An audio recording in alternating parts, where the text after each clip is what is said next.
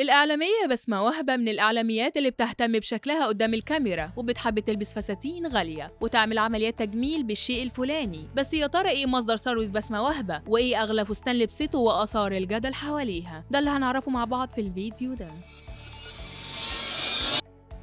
فستان خيالي ظهرت بيه بسمة وهبي آثار الجدل على السوشيال ميديا والكل بقى بيتكلم عنه، وده لما نشرت صورة على صفحتها في انستجرام من كواليس برنامج العرافة اللي بيتعرض في شهر رمضان كل سنة. والضجة اللي حصلت على الفستان ده كانت بسبب سعره اللي اتخطى 100,000 دولار أمريكي، يعني حوالي 5 مليون جنيه مصري بسعر الدولار دلوقتي. وده لأن الفستان من توقيع دار الأزياء العالمية سينكو، وكان مميز بلونه الأبيض الناعم بقماش حرير مع تطريزات فخمة وعليه كاب طويل وديل طويل مطرز بالكامل بطريقة أنيقة ومرتبة وشيك جدا. وده كان في الإعلان الترويجي للبرنامج اللي علقت عليه بسمة وقالت: انتظرونا في رمضان في أقوى المواجهات وأجرأ الحوارات وأجدد الأسرار الخاصة جدا بضيوفنا فقط وحصريا في العرافة.